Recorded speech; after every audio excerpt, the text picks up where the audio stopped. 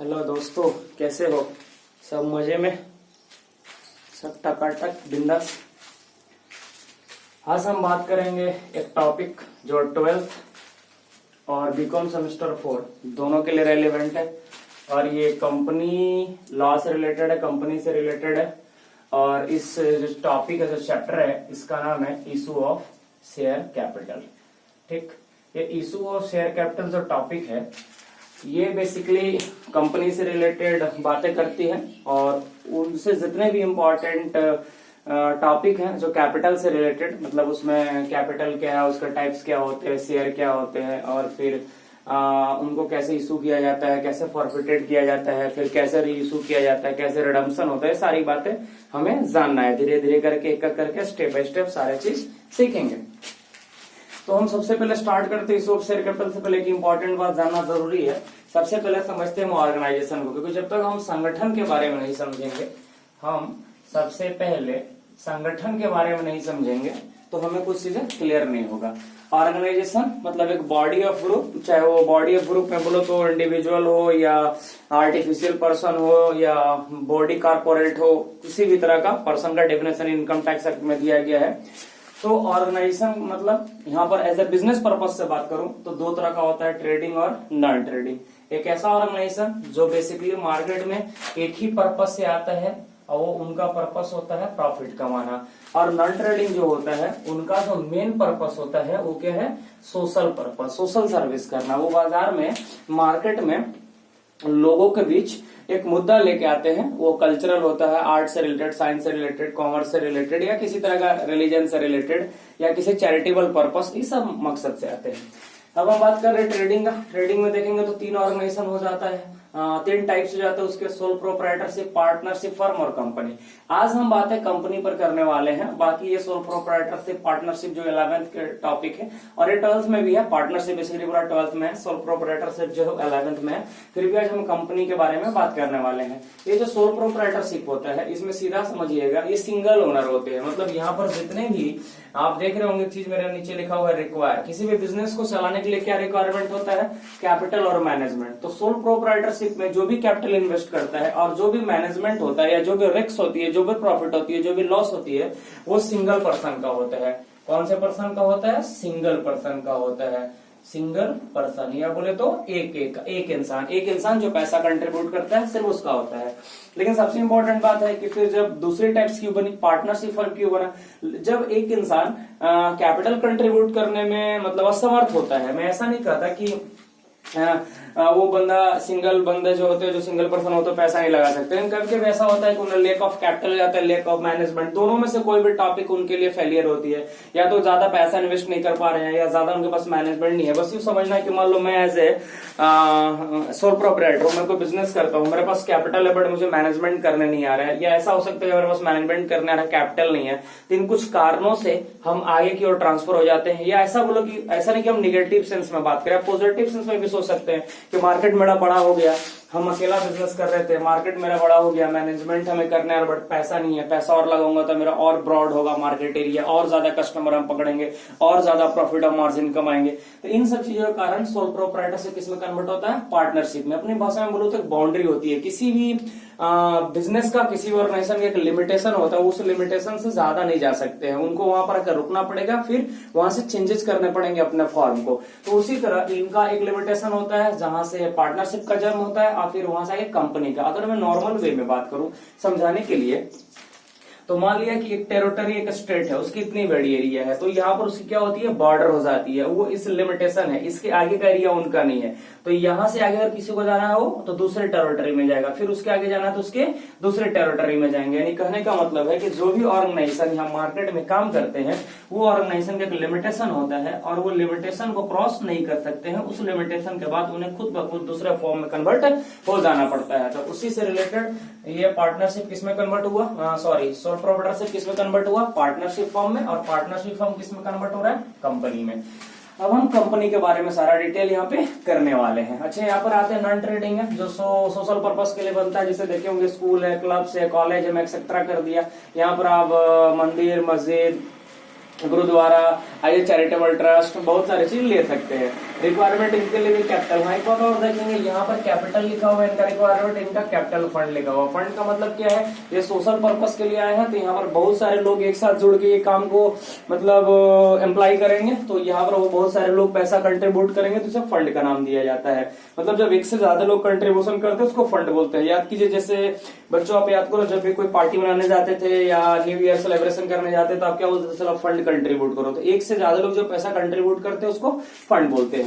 फिर ये मैनेजमेंट हो गया, क्लियर है। तो ये पर हो गया, यहाँ ये सारी ऑर्गेनाइजेशन की बातें और टैक्स की बातें, मेन बेसिकली कंपनी के बारे में बात करेंगे। आप यहाँ पर देख रहे होंगे मीनिंग ऑफ कंपनी। ये company is an incorporate association, incorporated association. ये इनकॉर्पोरेटेड का मतलब होता है रजिस्टर्ड, इसका मतलब क्या होता है, रजिस्टर्ड। रजिस्टर्ड का मतलब क्या है सर, कि सोल प्रोप्राइटरशिप बनाने के लिए, पार्टनरशिप बनाने के लिए हमें कोई लीगल प्रोसीजर फॉलो करने की मतलब कंपलसरी नहीं है। हम चाहे तो ऑप्शनल है, चाहे तो कर भी सकते हैं, चाहे तो नहीं भी कर सकते हैं, लेकिन कंपनी बनाने के लिए हमें कुछ लीगल प्रोसीजर फॉलो करना है और मैंडेटरी और हर हाल में फॉलो करना है, कोई इसको रोक नहीं सकता है। तो क्या है कि एक company is an incorporated association which is artificial person. आप इंपॉर्टेंट चीज को देखेंगे जिसको हम सर्किल लगाते जा रहे हैं, आर्टिफिशियल पर्सन है। पर्सन कौन होते हैं हमें, पर्सन मतलब व्यक्ति। व्यक्ति का अगर डेफिनेशन देखा जाए तो लॉ तो अलग अलग ढंग से बोलता है, लेकिन पर्सन का मतलब सीधा सा व्यक्ति। जैसे हम लोग का नेचुरल पर्सन है, हमको किसने बनाया, गॉड ने बनाया, भगवान ने बनाया, और हम जिनको क्रिएट करते हैं उसको क्या बोलते हैं, आर्टिफिशियल पर्सन। पर्सन मतलब सीधा सा बात, जो कॉन्ट्रैक्ट कर सके और जिन पर वो कॉन्ट्रैक्ट इम्प्लाई हो सके, और कल के डेट में कोई भी प्रॉब्लम होने पर उन पर पेनाल्टी चार्ज करने के लिए केसेस इम्प्लाई किया जा सके, वही पर्सन कहलाते हैं। सीधा सा बात, इतना समझिएगा। तो ये आर्टिफिशियल पर्सन है क्रिएटेड बाय लॉ। इसको बनाने के लिए क्या है, लॉ। जैसे हमें पैदा होने के लिए हम नेचुरल चीजों से हम जनरेट होते हैं, उसी तरह यहाँ पर कंपनी को जनरेट करने के लिए लॉ जरूरी है। इन दोनों के लिए लॉ जरूरी नहीं है, लेकिन कंपनी के लिए लॉ जरूरी है। Having a corporate and legal personality, सबसे important corporate and legal personality. मतलब कहने का मतलब है कि इनकी एक अलग पहचान होती है। आप यहाँ पर देखिए लिखा होगा, distinct and separate from its member. इनके मेंबर से कोई लेना देना नहीं है। अगर आप सोल प्रोप्राइटरशिप पार्टनरशिप की बात करेंगे तो ये मेंबर से कनेक्टेड है। इनका मेंबर है तो ये बिजनेस है, ये नहीं है तो इनका बिजनेस नहीं है। लेकिन अगर हम कंपनी के बारे में बात करते हैं तो कंपनी बेसिकली ऐसी चीज है जो रजिस्टर्ड है, वो लॉ के द्वारा बनाया गया। बस लॉ के द्वारा बनाने के समय इंसानों की जरूरत पड़ता है। जैसे ही उसका जन्म हो जाता है उसके बाद उसकी कोई जरूरत नहीं होता है। जैसे आप ध्यान से समझेंगे, जब कोई बच्चा पैदा होता है तो उसको कुछ दिन तक मतलब उसको थोड़ा सा बड़ा होने में या 2-4 साल तक उसको जरूरत पड़ता है, फिर धीरे धीरे वो बड़ा हो जाता है, खुद ब खुद सब कुछ करने लगता है। ठीक इसी प्रकार का है कि कंपनी इनकॉर्पोरेट हो, एक संगठन है जो आर्टिफिशियल पर्सन है, मतलब नेचुरल नहीं है, उसके हाथ गोड़ नहीं है, उसके पैर नहीं है, उसके अंदर आत्मा प्राण नहीं है, आर्टिफिशियल है, जो लॉ के द्वारा क्रिएट किया गया है। और उसकी एक अलग पहचान होती है। जैसे हमारी अलग पहचान होती है, लोग मार्केट में अलग अलग नामों, अलग अलग टाइटल, चेहरे से पहचानते हैं, उस तरह कंपनी को भी पहचाना जाता है और वो मेंबर से अलग होता है। और सबसे important, perpetual succession and the common seal. Perpetual succession का मतलब होता है कंटिन्यूड एग्जिस्टेंस। ये लगातार चलेगा, मेंबर रहे या ना रहे वो कोई फर्क नहीं पड़ता। मतलब जो उस कंपनी को बनाए थे, अब वो बाद में कंपनी छोड़ दे, वो मर जाए, उससे कोई लेना देना नहीं होता है, क्योंकि ये लॉ के द्वारा बना है। इसका वर्णन भी लॉ के द्वारा होता है। और एक कॉमन सील, कॉमन सील मतलब जस्ट लाइक ए सिग्नेचर। जैसे एक नेचुरल पर्सन जो होता है उसकी अपनी अलग सिग्नेचर होती है, पहचान होती है, ठीक उसी प्रकार कंपनी की भी एक अपनी पहचान होती है, कॉमन सील के द्वारा उसकी अपनी सिग्नेचर होती है। तो ये किसकी मीनिंग है, कंपनी का। आप समझ गए, एक company is incorporated association which is the artificial person. अगर शुद्ध हिंदी भाषा में बोले तो एक ऐसी संगठन जो कृत्रिम व्यक्ति के मतलब तौर पे पहचाना जाता है। Artificial person created by law मतलब एक ऐसी संगठन या ऐसी रजिस्टर्ड संगठन जो एक कानून के द्वारा बनाया गया और वो एक कृत्रिम व्यक्ति है और जिसकी अलग अलग पहचान होती है मार्केट में। उसको मेंबर से कोई लेना देना नहीं होता है, वो कंटिन्यू बिजनेस करेगा, वो मेंबर रहे या ना रहे उसे बिजनेस को कोई लेना देना नहीं है। और उसकी अलग पहचान होती है, उसकी अलग अपनी खुद की एक ऑफिशियल सिग्नेचर होती है। ऐसी संगठनों क्या बोलते हैं, कंपनी बोलते हैं। अब एक बात और इम्पोर्टेंट है, ये तो नॉर्मल साधारण भाषा में कंपनी का डेफिनेशन है, फिर कंपनी एक्ट के अनुसार भी डेफिनेशन होता है, लेकिन हम यहाँ पर कंपनी लॉ नहीं पढ़ रहे हैं। हम इशू ऑफ शेयर कैपिटल मतलब अकाउंटिंग पॉइंट ऑफ व्यू से, कॉर्पोरेट अकाउंटिंग बोलो या इशू ऑफ शेयर कैपिटल का जो अकाउंटिंग पार्ट है उसके पॉइंट ऑफ व्यू से हम पढ़ रहे हैं, इसलिए ये डेफिनेशन हमारे लिए सफिशियंट है और ज्यादा अंदर जाने की जरूरत नहीं है। अब हम कैरेक्टरिस्टिक की बात करते हैं, विशेषता के बारे में बात करते हैं। क्या है? It is an incorporate association. मतलब क्या है सर? ये ऐसी संगठन है जो रजिस्टर्ड है, रजिस्टर्ड है। It is an artificial person created by law. ये आर्टिफिशियल पर्सन है और इसको किसने बनाया? लॉ ने।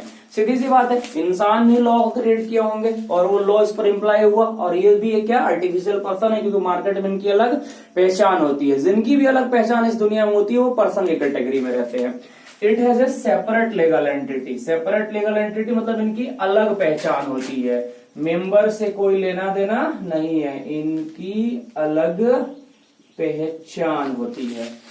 It has a perpetual succession. देखिए यहाँ पर लिखा हुआ है, आप देख रहे होंगे, यहाँ पर आपको दिख रहा होगा, यहाँ पे आप देखेंगे, यहाँ पे क्या लिखा हुआ है? Continued existence.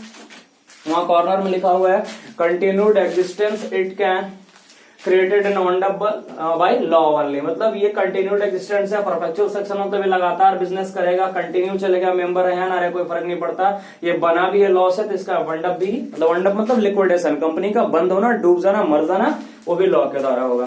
फिर it has a common seal. देखो लिखा हुआ है official signature of the company. यहाँ पर देखिए common seal and perpetual succession. तो ये बच्चों है कंपनी का मीनिंग, ये इसका कैरेक्टरिस्टिक, और मैं थोड़ी ऑर्गेनाइजेशन के बारे में बात आया। यार 12th और जो हमारे बीकॉम का सिलेबस है अकाउंटिंग पॉइंट ऑफ व्यू से, क्योंकि बीकॉम के बच्चे सेमेस्टर जो 2 था उसमें पूरी कंपनी लॉ पढ़े हुए हैं तो उनको इनकी आइडिया है, बट 12th के जो बच्चे हैं उनको ज्यादा आइडिया नहीं है कंपनी को लेके। तो यहाँ पर एक कंपनी का मीनिंग है, जिनका कुछ कैरेक्टर है, 12th के लिए सफिशियंट है। और यहाँ का ऑर्गेनाइजेशन के बारे में बताया। और हाँ एक नोट लिखा हुआ है जो ये टोटल सोल प्रोप्राइटरशिप, पार्टनरशिप और कंपनी के बारे में कुछ बात करता है। आप ध्यान से देखेंगे, unlike a sole proprietorship concern and partnership concern which has no existence apart from member। मतलब बोला गया कि सोल प्रोप्राइटरशिप और जो पार्टनरशिप होते हैं इनका मेंबर से अलग कोई कनेक्शन नहीं है। मेंबर है तो ये बिजनेस है, मेंबर नहीं है तो बिजनेस नहीं है, क्योंकि जैसे ही उसका ओनर का उससे कुछ भी घटना होती है, या वो बिजनेस बंद कर दिया, मर गया, दिवाली हो गया, कुछ भी हो गया, ये बिजनेस बंद हो जाता है। But A company is a corporate and legal personality distinct and separate from its member. ये बात है वहां पर भी लिखा हुआ था कि कंपनी जो है वो टू बी कंटिन्यू काम करता है, उनको मेंबर से कोई लेना देना नहीं होता है, क्योंकि वो मार्केट में बनते ही लॉ के द्वारा है और उनका वंडअप अप भी या उनका लिक्विडेशन भी लॉ के द्वारा होता है। तो सीधी सी बात है कि सोल प्रोप्राइटरशिप पार्टनरशिप से बहुत हाईली मॉडिफाइड ऑर्गेनाइजेशन है जो कंपनी है, जिसको चलाने के लिए हर लीगल प्रोसीजर हमें फॉलो करना पड़ता है। लेकिन यहाँ पर सोल प्रोप्राइटरशिप पार्टनरशिप के लिए प्रोसीजर है, कुछ तो है जिसको आपको करना पड़ेगा, लेकिन ऐसा नहीं कर सकते जैसा कंपनी में सारा लीगल प्रोसीजर होता है वैसा करना पड़ेगा। आपको आईएनसी भरने पड़ेंगे, आरओसी के यहाँ जाना पड़ेगा, आपको अपना क्लाउज बनाने पड़ेंगे, मेमोरेंडम ऑफ एसोसिएशन बनाना पड़ेगा, आर्टिकल्स ऑफ एसोसिएशन बनाने पड़ेंगे। ऐसा भी किसी चीज की जरूरत नहीं है। तो बच्चों ये है आपका मीनिंग ऑफ कंपनी, कंपनी का मीनिंग और कैरेक्टरिस्टिक है, और ये ऑर्गेनाइजेशन से रिलेटेड थोड़ी बातें हैं। तो ये हमारा फर्स्ट वीडियो है इशू ऑफ शेयर कैपिटल का, जिसमें हम ये छोटी सी बातें करेंगे। फिर अगले वीडियो में हम पढ़ेंगे टाइप्स ऑफ कैपिटल, और क्योंकि 12th में सबसे इंपॉर्टेंट पढ़ना है private capital, types of company की बात करेंगे, टाइप्स ऑफ कंपनी की बात करेंगे अगले वीडियो में। और फिर वहां पर हम देखेंगे प्राइवेट कंपनी और पब्लिक कंपनी, मेन वही 2 चीजें 12th वाले को ज्यादा रिलेवेंट है और वही पढ़ना है। तो आज का वीडियो यहीं पे समाप्त करते हैं। Bye bye.